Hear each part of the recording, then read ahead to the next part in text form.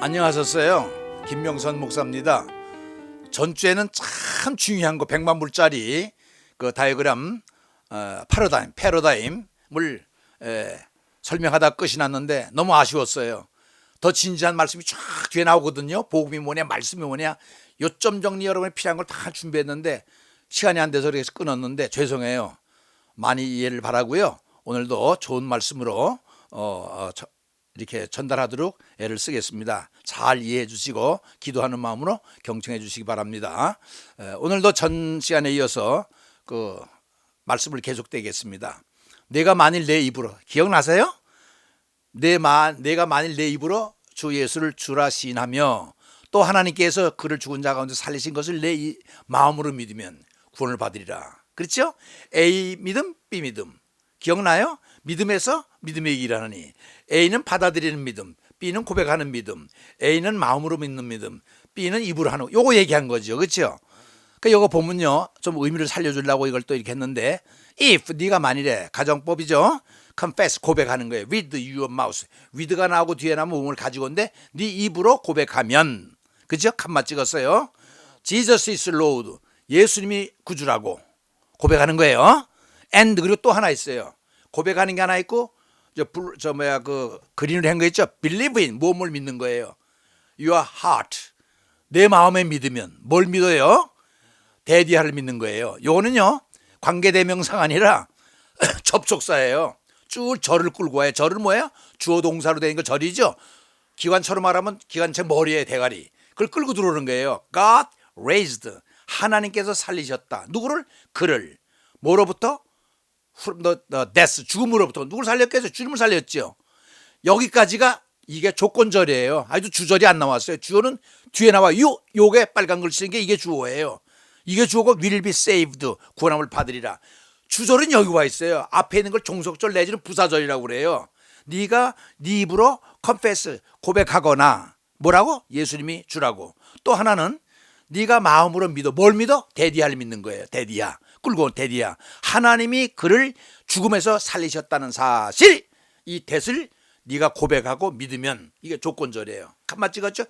이게 주어예요.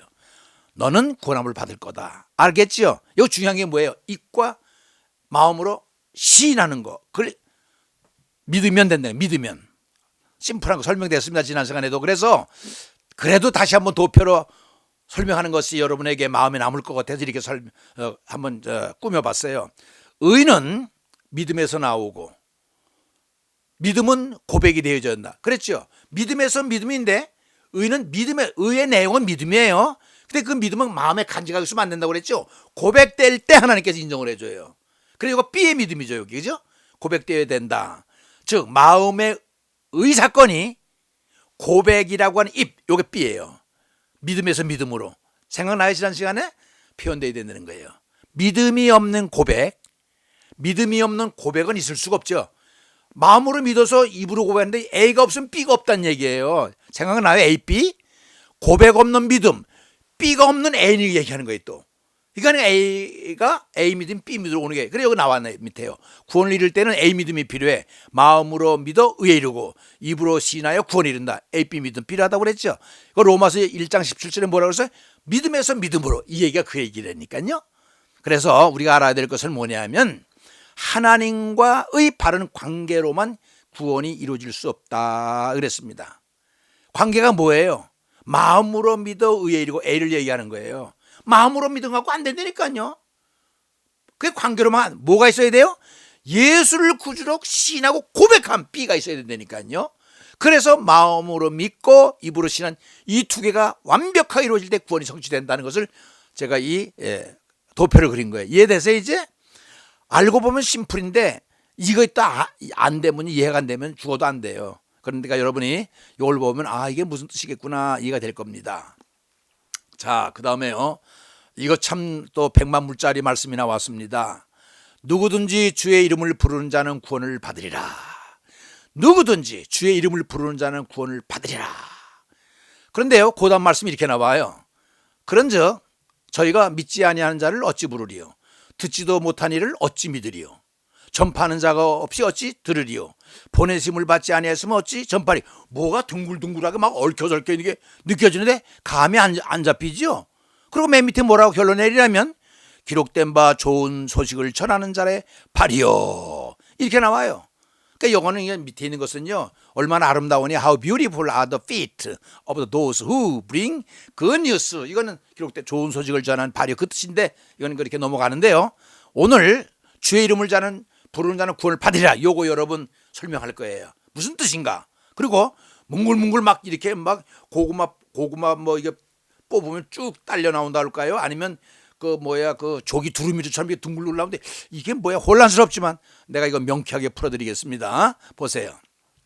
자, 이름을 부르는 자부터 보세요. 누구든지 주의 이름을 부르는 자는 구원을 받으리라. Everybody, everyone. 후 관계대명사 후로 받았어요. 주격이네요. 왜? 관계되면 주격, 소유격, 목적격이 주격이에요. 뒤에 동사가 나오면요 주격이에요. 누구예요? calls on 부르는 사람이야. 뭘 불러?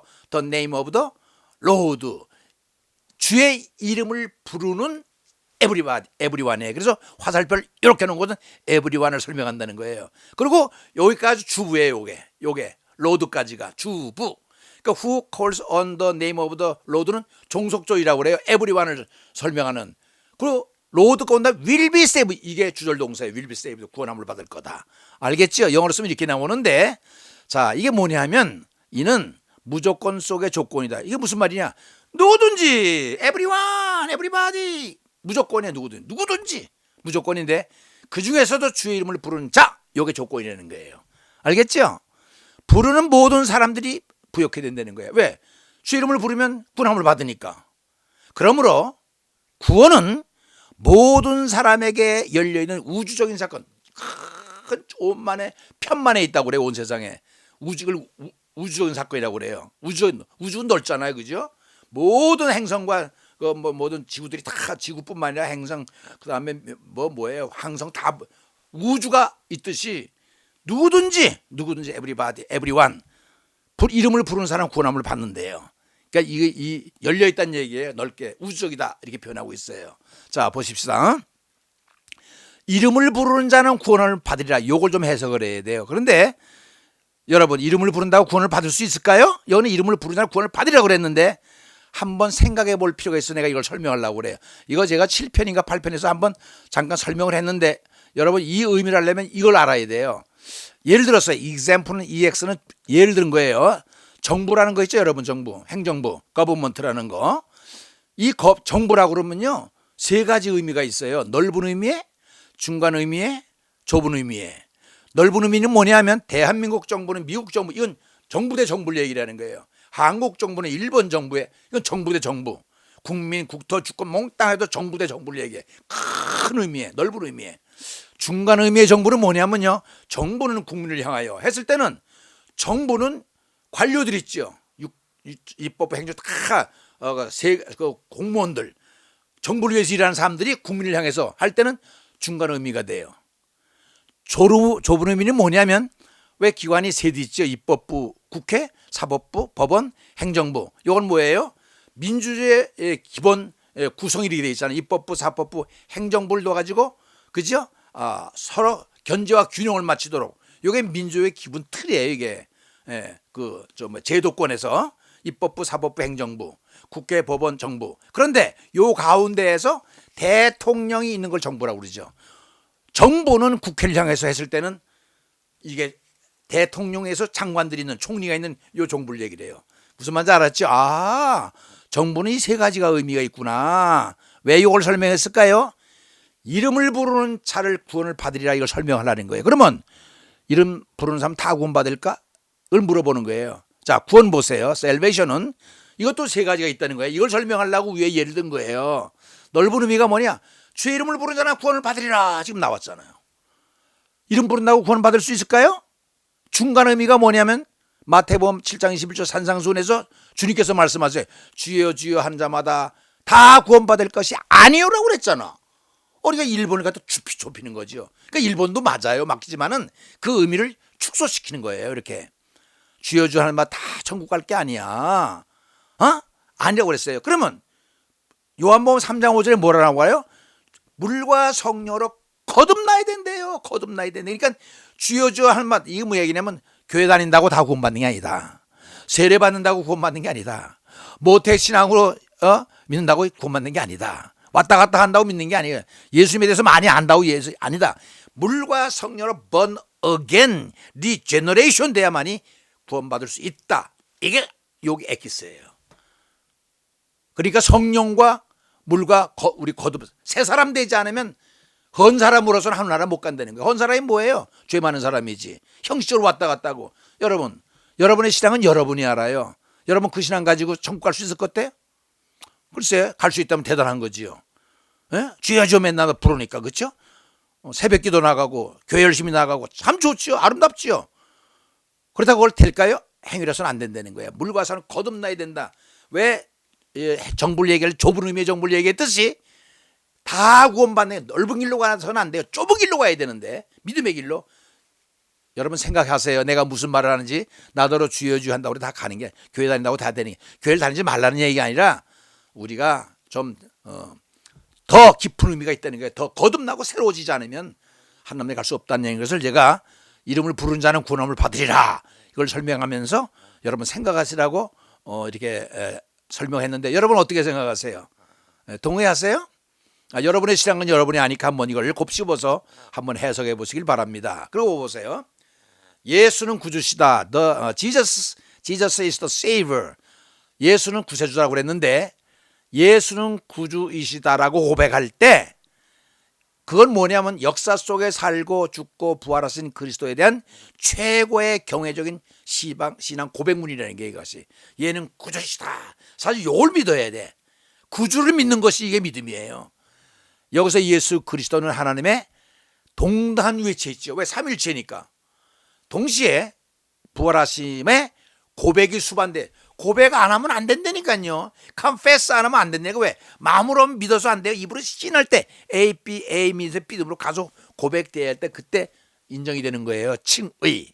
그러므로 신앙 고백은 전적으로 하나님의 은혜에 대한 구속행위. 하나님의 은혜가 꽁꽁 주는 거야. 그냥 주는 거, 그죠? 하나님 사랑으로서. 그러니까 죄 사함을 뭘 그냥 받아? 예수 그리스도 그냥 받았잖아요. 우리가 죽을 걸 대신 죽었으니까 구속 우리를 대신해서 속죄해 줬으니까 그 행위를 믿고 시인하는 요게 믿음이에요. 요게 믿고 뭘 믿고 예수가 나를 위해 죽었고 구세주라는 거. 예수는 구주시다라고 믿는 거 신앙의 요거. 이제 아셨어요? 예수는 뭐예요? 구주시다라고 하는 것을 믿고 A 믿음의 A예요. B 시인하는 것이 이게 바로 구원에 이르는 거예요. 믿고 시인하는 거. 입으로 마음으로. 이제 이해되죠? 이건 좀 더 이렇게 설명을 해드린 겁니다. 다 아시는 거예요, 여러분. 근데 아까 얘기했죠. 막 둥실둥실 막 걸려 나오는 거. 그걸 복음의 통로라고 내가 제목을 줬어요. 이게 읽어보세요. 잘 들어보세요. 그런즉 저희가 믿지 아니하는 이를 어찌 부르리요? 듣지도 못한 이를 어찌 믿으리요? 전파하는 자가 없이 어찌 들으리요? 보내심을 받지 않았으면 어찌 전파리요? 이걸 읽으면요 감이 안 잡혀요. 그림이 안 그려져요. 그런데 내가 여러분이 이해를 도우려고 요점정을 탁 이렇게 요약해봤어. 보낸다. 보내는 사람이 있어요. 보내면 그 사람이 보냄을 받으면 전파를 해요. 전파하는 사람이 있으면 듣는 사람이 생기죠.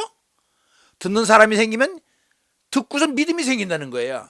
믿음이 생길 때 비로소 부른다.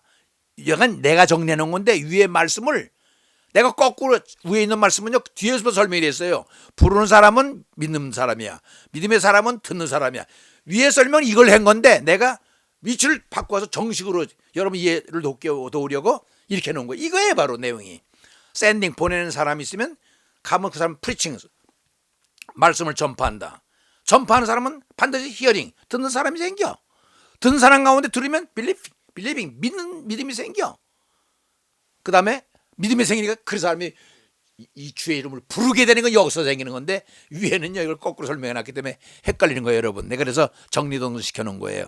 그리고 요셉과 마리아는 뭐냐면요 요거 내가 거꾸로 한 걸 바로 놨다고 그랬죠. 여러분 그거 아세요? 예수님의 족보 마태복음 1장 보면 낳고 막 나와요. 그죠? 뭐 이렇게 많이 낳는데 아브라함이 이삭을 낳고 이삭이 야곱을 낳고 야곱이 뭐 베레스를 낳고 하는데 아브라함서부터 쫙 하향식 예수님의 아버지 요셉까지 하향식으로 설명을 해 이걸.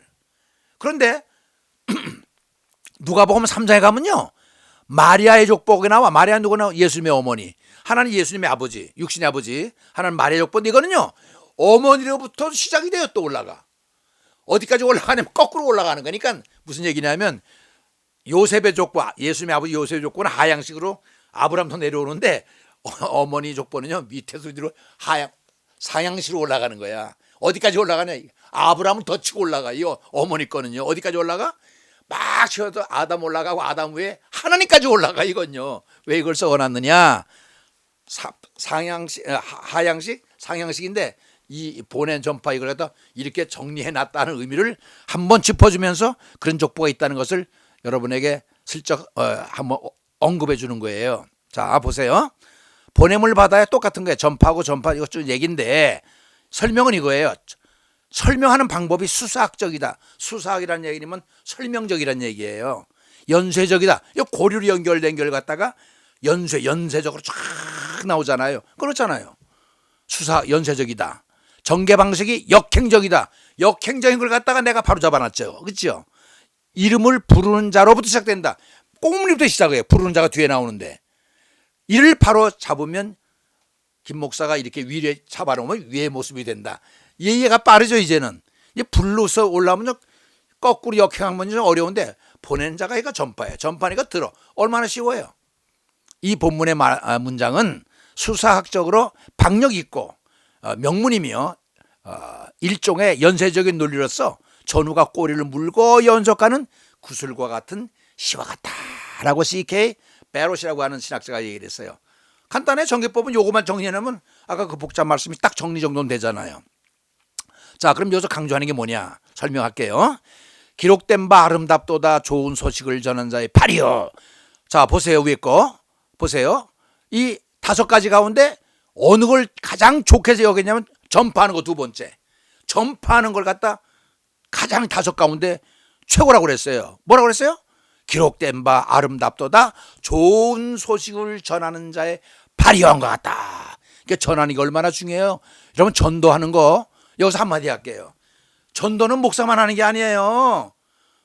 여러분도 할 수 있는 거예요. 어떻게? 아니 부평광장 인천광장 나가서 하라면 전도하겠어요? 또 어느 단체 가서 설명하라면 하겠어요? 친구 붙잡고 설명하라면 하겠어요? 못하잖아요. 그런데 여러분 간단하게 하는 방법이 있어요. 말씀은 가까이 있다고 그랬죠. 여러분 3초문데 어떻게? 여러분 핸드폰요 이 방송에 은혜가 되면요 탁 눌러가지고 공유해서 카톡으로 가서 딱 그 사람 3초면은 한 사람 전도하는 거예요.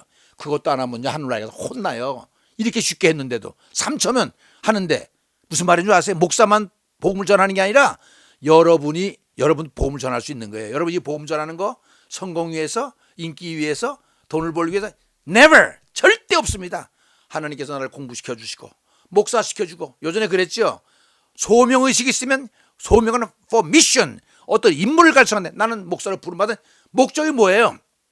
복음을 전하는 거 아니에요? 그래서 내가 시기식거리고 한국까지 나와서 복음을 전하는 거예요. 전하는 팔이 되려고 사명을 빚으니까 갚으려고 무슨 아무것도 바람이 없이 주님 말씀 복음을 땅끝까지 전파하는 그거 하는 건데 나만 목사만 하는 게 아닙니다. 목사 장로님만 하는 게 아니라 여러분도 3초만 해요.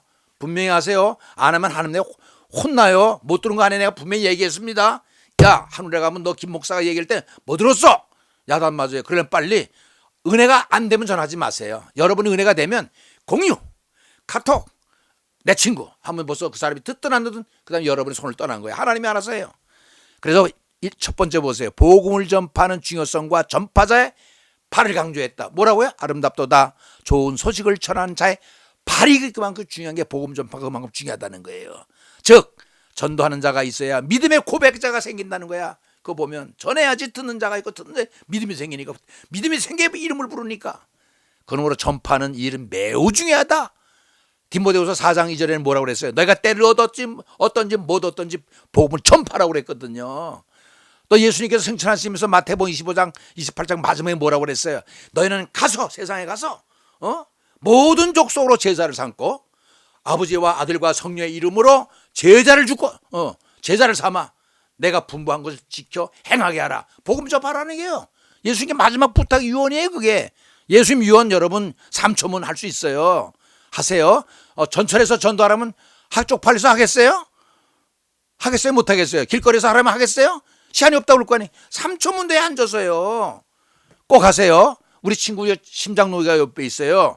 아주 우리 믿음이 좋은 장로님인데 카톡 받자마자 74명, 80 몇 명에게 퍼나르는데 거기 많은 사람들이 은혜를 받는 거예요. 또 그러니까 여러분 그 일을 왜 못해요? 좋은 발이 되세요. 부탁입니다. 그러므로 전파하는 일은 매우 중요한데 여기서 개인이나 교회가 감당해야 될 구체적이며 기초적인 역할을 발견하게 된다. 아까 말했죠. 마태복음 28장 복음을 전파하라. 내가 지키게 하라. 그것이 크리스찬과 교회의 사명이라는 거예요. 개인도 그렇고 교회도 그렇고 교회가 왜 있어요? 예배하며 전도해야 되는 거예요. 전도를 넘어 섬겨야 되는 거예요. 바로 이거 발휘되기 위해서. 그게 존재 이유라는 거예요. 이제 알았어요? 여러분 왜 부름받았는지 알았죠? 혼자 구원받으라는 게 아니라 콜링 했으면 for mission 복음 전파라는 거예요. 됐습니다. 그러면 그 아름다운 벌. 그래서 생각을 해봤어요. 세상에서 복음을 전하는 발이 가장 아름다운 발이 뭔가 봤더니 사도 바울처럼 복음을 전하는 사람이 없어요. 이 사람은 교통수단이 발달 안 됐던 그 당시에 맨발로 누비며 다녔는데 얼마나 돼. 내가 이것도 기도하다가 뽑은 건데요. 여러분 참 성령의 역사가 묘해요. 내가 그 주석을 한 18종류를 갖고 있거든요. 이거 어디서 뽑아요? 그래 간절히 기도했더니 탁 생각난 주석이 있어요. 놀라운 것은 탁 폈더니 거기 나오는 거예요. 그것도 점수를 읽는 게 아니라 탁 글자가 튀어나오는 거예요. 이게 성령이 그냥 온몸이 짜릿한 거예요. 거기서 뽑아놓은 거예요. 보세요. 바울의 전도 복음요. 왜? 아름다운 발이라니까. 사도 바울의 발보다 아름다운 게 없는 것 같아. 1차 전도 여행은요 47년에서 49년 2년 걸렸어요. 이제 지도 내보낼 거예요. 그래서 재보니까 2240km. 요건 행 13정 전 근거가 거기서 나와요. 성경에. 2차 전도 여행은 49년에서 52년 3.5년 걸려 3년만 걸렸어요. 5600km. 3차 전도 여행 53년 58년 6000km 달렸어요. 그러니까 달린 게 아니라 걸었어요. 4차 전도 여행 59년에서 61년 4000km. 성경에는 4차 전도까지 나왔어요. 로마에 가서 죽잖아요. 로마서 가서 감옥에 있다 2년 있다 풀려나잖아요. 그 다음에 이제 죽은 다음에 어디 갔나? 교회사에 나와요. 저 서바나까지가 그 꿈이었거든. 거기까지 가. 서바나가 어디냐면 지금 스페인이거든요. 그 당시에는요 지도가 어떻게 평평한 줄 알았거든. 그 바다 끄트머리에 가면 떨어질 줄 알았다고 둥글다고 생각을 안 한 거예요. 끄트머리가 서바나인데 사도 바울이 거기까지 간 거예요. 지도로 여러분 보여드릴 거예요. 그걸 제가 찾아냈어요. 5차 전도행은 성경에 없는 건데 교회사에 있는 걸. 이거 63년에 67년 4년 걸렸어요. 그러니까 67년에 5차 전도 여행이 끝났는데 1차 전도 여행은 언제 시작해서 47년에 시작했으니까 빼니까 20년이 나와요. 그러니까 사도 바울이 20년 동안 버스가 어디 있어요? 교통수단이 없는데 그냥 씩씩거리면서 발로 유럽을 돌아다니면서 20년 동안 돌아다니는데 얼마나 됐느냐?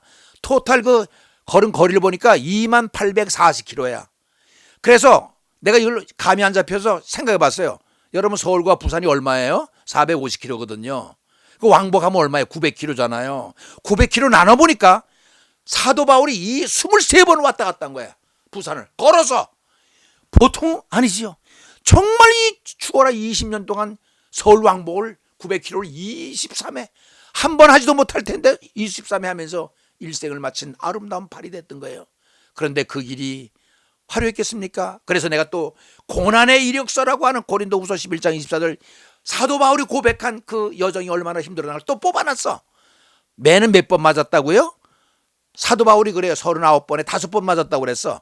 이거 고린도후서 11장에 나와요. 근데 왜 39대인가? 율법에는요. 매를 칠 때 40대 넘어 때리면 걸려요.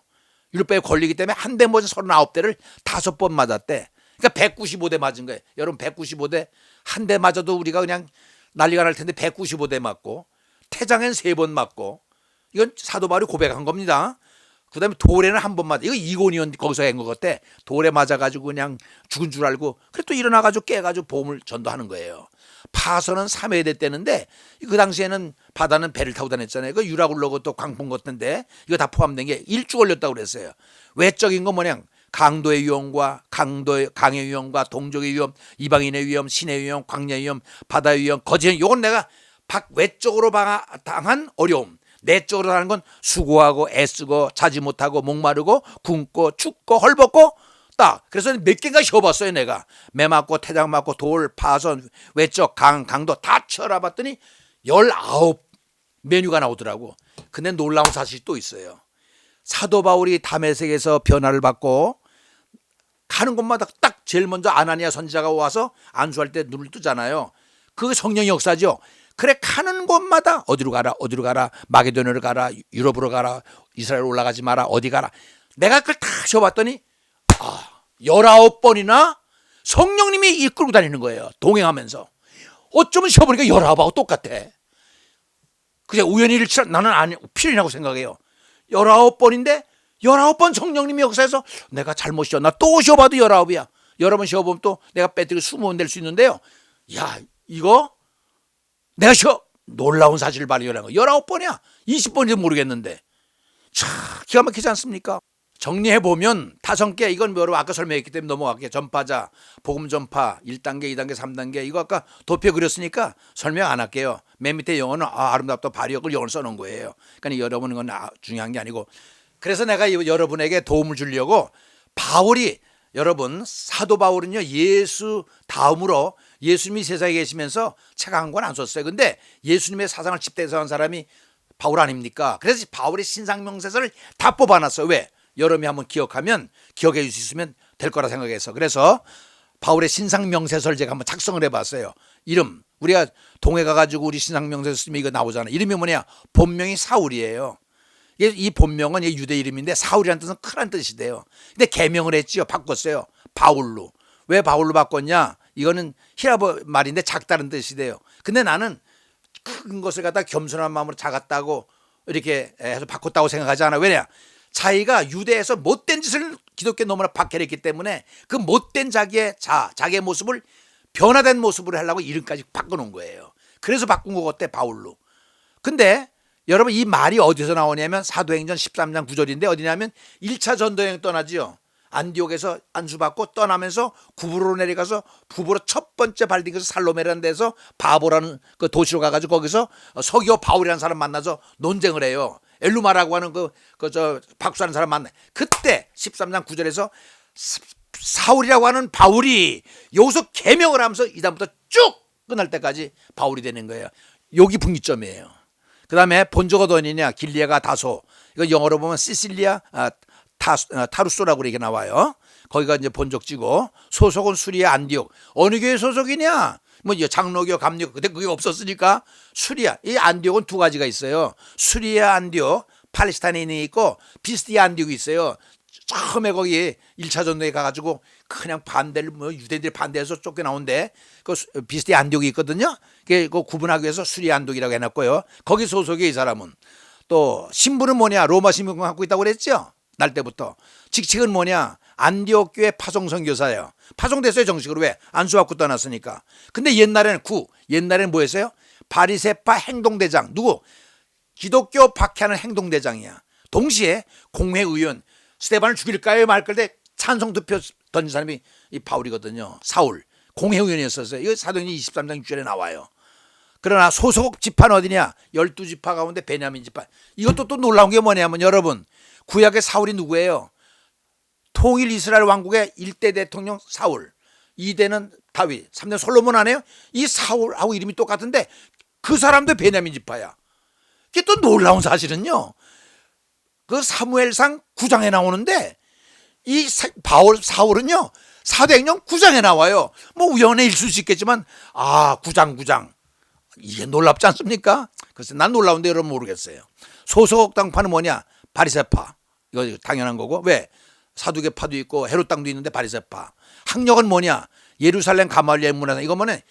지금 얘기하면 국립 예루살렘 유니버시티 종교 철학과 학생이었던 것 같아. 대학원에 다닌 것도. 왜? 그 당시에 가말리엘은 최고 학부의 스승이었거든요. 여러분 그러니까 국립대학교 유대교 제가 맞는 말이에요. 예루살렘 유니버시티 그죠? 종합대학 종교철학과 내가 붙인 건데 최고의 가말리엘 스승한테 배웠어요. 바나바하고 같이. 그 다음에 직업은 뭐냐? 선교사지요. 그러면서 자비량으로 전도하기 때문에 텐트 꾸미고 파는 그 제조업을 했어요. 종교는 뭐냐? 아까 얘기했죠. 유대교에서 기독교로 개종을 했죠. 여러분 내가 얘기했어요. 지난 시간에 어떤 사람이 참 고맙다고 전화가 왔어요. 왜? 자기 유대교 기독교 차이가 뭔지 몰랐대요. 유대교는요. 예수 하나님께서 메시아를 보내준다고 그랬잖아요. 그 메시아가 아직도 안 왔다는 거야. 그런데 기독교는 그 메시아가 예수라는 거예요. 그러니까 예수님이 분기점이야. 그러니까 예수를 메시아다 인정하면 기독교가 되는 거고, 아직도 안 왔다 예수 인정 안 하면 유대교가 되는, 딱 예수님 인정하느냐 안에 따라서 기독교가 유대교 구분이 되는 거예요. 그것도 알아두세요. 그러니까 이 사람은 완전히 개종을 한 거죠. 유대교 소속이었다 기독교로 넘어왔죠. 그다음 계속 보겠습니다. 가족 관계를 찾아봤어요. 근데 성경에 아버지 이름이 누군지, 엄마가 몇 명인지, 가족이 몇 명인지, 누나가 누구, 이건 없어. 근데 딱 한 사람 나와요. 조카. 사도행전 24장이 뭐냐면 예루살렘에 와서 막 얘기하는데 사두개인들 바리새인들이 막 돌로 쳐 죽이려고 맨마음에 모여가지고 저놈 자식 죽이지 않으면 내가 밥도 안 먹어 물도 안 마셔서 결사대가 40명이 그냥 딱 했을 때 이걸 조카가 가서 딱, 조카 이름은 안 나오더라고요. 가서 천부장한테 얘기했죠. 사람이 지금 우리 삼촌 죽이려고요. 40명이 결사대 죽는데 어디 손 써주세요. 그래? 입 다물어. 그러고선 마병 70명, 창군, 창 가진 사람 200명, 그 다음에 보병 200명, 470명 동원해서 바울을 호송해서 총독부가 있는 어디에 가이사라 빌립보, 아니야 어디에요? 가이사라 빌립보인가? 그래 내 총독청이 있었거든요. 그래 데려가는 거예요. 그때 조카가 등장을 해요. 혼인관계는 미혼이에요. 독신이었다고 그랬어요. 장가 안 가고 계속 그 나와요. 그 다음에 바울의 정과를 한번 보겠어요. 아까 얘기한 이단 종파. 그 당시에 유대교가 볼 때 우리 기독교는 이단 종파였어요. 뭐 12명 다루고 다니면서 말이야, 뭐 장발한 사람이만 내가 하나님의 아들이다, 뭐 내가 안식일의 주인이다. 야, 그러니까 이 유대교에서 뭐 얼마나 열받아요. 나는 하나님의 동등이다. 이 성전을 46년에 지었냐? 내가 3일 만에 짓겠다. 안식일은 난 주인이다. 하나님 내 친구다. 그래서 불경죄, 신성 불경죄라고 그러죠. 신성 모독죄를 해서 걸어서 죽이잖아요. 그래서 이단 종파, 그 당시에 기독교는 이단 종파였어요. 그 사람이 볼 때는 행동대장이었잖아. 얼마나 유명했냐면요. 씩씩거리고 스데반이 어디까지 가요? 다메섹까지 가잖아. 공문 가지고서 일주일도 더 걸리니까 씩씩거리. 그 보통 열심히 아니에요. 그래도 스데반 살인 사건의 지휘 감독을 했어. 어떻게 알았느냐? 스데반을 때려 죽인 다음에 돌을 쳐 죽인 다음에 그 옷을 딱 사도 바울 앞에 갖다 준 거예요. 그게 7장 마지막 절에 나와요. 그러니까 그걸 또 잘했어. 그러면서 8장 넘어가면서 스데반이 준 것을 옳게 여겼다다. 이게 지휘 감독한 게 뭐예요? 지휘 감독한 거지, 그렇죠? 그러니까 스데반 살인 사건을 지휘한 사람이 사울이라고 보면 돼요. 교회를 핍박하고 앞장섰어. 핍박하는데 글쎄 아까 말했죠. 다메섹까지 쫓아가는 거 보세요.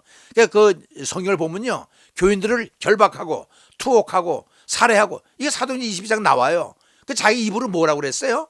그 디모데전서 1장 보세요. 그는 극단적인 핍박, 나는 회방자요, 핍박자요, 포행자요, 잔해를 했느니라. 지금 고백을 했어. 이거는 이렇게 바울의 정과가 있어요. 그런데 공적은 뭐냐? 예수님의 사상을 신약성의 27권 가운데 13권을 집대성한 거야. 13권의 책을. 왜? 많이 배웠잖아. 아까 그랬잖아. 예루살렘 유니버시티 졸업생이라고. 그러니까 많이 배운 사람. 두 번째로 많이 쓴 사람이 누군지 아세요? 제자 가운데? 사도 요한이에요. 5권 썼지요. 요한복음, 요한 1, 2, 3서, 요한계시록 5. 2권 쓴 사람이 누구죠? 베드로 2권 썼지요. 또 누가가 2권 썼지요. 누가는 사도행전 쓰고 누가복음 쓰고. 그러니까 27 가운데 13권 썼다는 건 엄청난 거예요. 예수님의 사상을 다 집대성한 거야. 이야, 대단한 거야. 2인자야. 선교 활동은 아까 얘기한 20년, 선교여행 5차례, 죽을 고생을 하면서 일생을 바쳤어요. 교회 개척을 해서 빌립보, 데살로니가에, 갈라디아, 에베소 전부 다 이스라엘 개척을 한 거예요. 전부 다. 교회 개척 엄청나게 했어요. 그 다음에 임종 67년, 요거는 말년에 67년에 순교당했거든요. 네로박해 때 순교를 당했어요. 이렇게 죽었어요. 이것이 제가 찾아낸 바울의 신상명세서야. 그러니까 여러분이 이런 삶을 살았구나. 왜? 복음을 전하는 아름다운 팔. 대단하지 않습니까? 근데 아까 이제 한 번 더, 이제 마지막인데, 아까 성경에 몇 권을 썼다고 그랬어요. 13권을 내가 다 분석을 했어요. 또 여러분에게 도움을 주려고 13권을 분석을 하는 게 이게 됐어요. 신약성경 좌측에 보세요. 바울 서신은 13권이다. 근데 그걸 세 파트로 나눠줘요. 교리 부분 6권, 노란 글씨 보세요. 그 다음에 옥중서신, 옥에서 썼기 때문에 옥중서신이라고 그래. 4권. 목회서신 3권, 토탈 13권이에요. 교리 서신 뭘 다루고 있냐? 그 밑에 보세요. 기독교 교리를 다루고 있어요. 제일 유명한 것이 로마서라고 그랬잖아요. 모든 기독교 교리 로마서에 담겨 있어요. 그 다음에 옥중서신을 옥에서 썼는데 교회와 교인들에게 권면하는 걸로 내용이 되어 있어요. 그 다음에 목회서신은 교회를 어떻게 다스리냐 하는 목회적인 관점에서 쓴 거예요. 그러면 그 책은 옆에 로마서, 고린도전서, 후서, 갈라디아 6권 나오죠. 옆에 가로 열고 지필 연도가 나와요. 쭉 나오죠. 그렇게 가만히 보세요. 어느 복음을 제일 먼저 썼나 비교가 되죠. 가만히 읽어보세요. 어느 서신을 가장 먼저 썼나요? 보니까 5번, 6번 데살로니가 전서 50년에 썼고 데살로니가 후서, 그 데살로니가 교회에다 쓴 거예요. 먼저 번, 나중에 이렇게 50년이네요. 가장 늦게 쓴 걸 보면요, 맨 밑에 디도서, 디모데후서 66년에 썼네. 왜? 67년에 순교를 당하거든요. 순교당 1년 전에 썼다는 얘기예요. 그 다음에 맨 뒤에는 저술 장소 어디에서 썼느냐. 예를 들어서 1번 로마서는 고린도에서 썼어요. 고린도 전서는 에베소에서 썼고 고린도 후서는 마게도니아. 이 마게도니아는 유럽이라고 생각하면 돼요. 아까 얘기했죠. 서바나는 스페인을 얘기하는 거고. 이렇게 쭉 여러분 혹시 저서가 13권을 소개했기 때문에 어떻게 되어 있느냐 하는 것을 여러분에게 소개시켜 드린 거예요. 그러니까 여러분 사도 바울이 복음만 열심히 전했을 뿐만 아니라 이렇게 좋은 서적을 많이 썼기 때문에 우리가 지금 이걸 보면서 예수를 이렇게 믿어야 되겠구나 하는 것을 갖다가 럭키하게 쉽게 볼 수 있지만 이 사람은 고생을 하면서 옥에서 쓰고 길거리에서 쓰고 굴목하면서 쓰고 매 맞아가면서 썼던 거예요. 얼마나 고맙습니까? 여러분 다음 시간에는요 복음이 뭐냐 하는 거, 말씀이 뭐냐, 말씀하는데 말씀이 진정 뭐냐 그걸 내가 짚어드려요. 오늘 여기가 끝나는데요, 여러분 아름다운 우리가 복음을 전하는 소식이 됩시다. 여러분 그리고 한 거 부탁은요, 꼭 여러분이 이걸 볼 때 우측에 구독을 눌러주세요. 구독 눌러준다고 그래서 우리가 생기는 거 아무것도 없어요. 여러분이 해야 되는 거 아무것도 없고 조회수가 늘어가면 많은 사람들이 관심을 갖고 듣는구나 하고 들어와서 보면 은혜 받으니까 구독을 누르고 좋아요 눌러. 은혜가 안 되면 누르지 마세요. 눌러주면 이걸 조회수가 많은 사람들이 보면 우리 하나님 얼마나 기뻐하겠어요. 그것만이라도 우리가 전하는 발은 안 되더라도 전하는 손가락은 돼야 될 거 아니에요. 꼭꼭 3번 3초 누르면 되니까 꼭 부탁드려요. 주님이 마지막 유언을 우리가 성취하는 겁니다. 어떻게 이해하셨어요? 오늘 여기서 마칠 테니까 다음 주는요 말씀과 그 다음에 계속 본문을 나가면서 그 다음에 복음과 말씀에 대해서 완전히 짚어드릴게요. 기도 한번 나올까요? 하나님 아버지 감사합니다. 오늘 아무래도 감동적인 것은 참 이렇게 복음 전하는 발이 얼마나 아름다운지 주님께서도 이렇게 칭찬해 주었는데 그게 바로 사도 바울이라는 거 알았습니다. 그를 통해서 우리가 복음을 받아들여서 우리가 믿고 있으니 우리가 하나님께 빚진 자여 바울에게 빚진 자 됐습니다. 빚은 갚아야 되는 거 아니겠습니까? 복음을 전할 수 있도록 도와주시옵소서. 아름다운 발은 못 돼도 아름다운 손가락은 될 수 있게 하셔서 과학 문명이 발달이 돼서 스마트폰을 가지고도 전할 수 있사오니 영혼을 사랑하는 마음을 주셔서 내 친구를, 내 이웃을, 내 친척을, 동료를, 지인들을 복음을 인도할 수 있는 감동을 허락해 주셨기를 원합니다. 하나님 늘 기도하지만은 변함없는 고백 주님을 아시지요. 환자들 고쳐주옵소서. 저들은 정말 아픕니다. 너무 슬픕니다. 저놈의 가정으로 우울합니다. 하나님 아버지 저 가정들에게 웃음을 허락해 주옵소서. 아픈 사람 그 고통에서 해방되게 하옵소서. 생명의 말씀이 들어감으로 인하여 새로워질 수 있도록 늘 기도하지만은 미국, 카나다, 파라과이, 하와이, 부산, 여기 아버지 송탄, 부평, 인천, 서울 아버지 너무나 많은 사람 일일이 다 아버지 기억하지 거론 안 해도 주님은 아시니 다 고쳐주셔서 이 복음을 통해서 구원받는 것이 실제 삶 속에서 실전 속에서 경험되고 체험되고 감격될 수 있도록 주님 제발 도와주셨길 원하옵고 이 말씀이 생명의 말씀이 돼서 생명을 살리는 말씀이 돼서 이 골골이 스며드는 이 말씀을 통해서 아버지 생명들이 살아날 수 있는 감격과 주님을 기쁘게 하는 우리의 사명 감당할 수 있도록 은혜를 베풀어 주옵소서. 간절히 부탁을 드렸고 존귀하신 예수 그리스도의 이름으로 간구했사옵나이다. 아멘.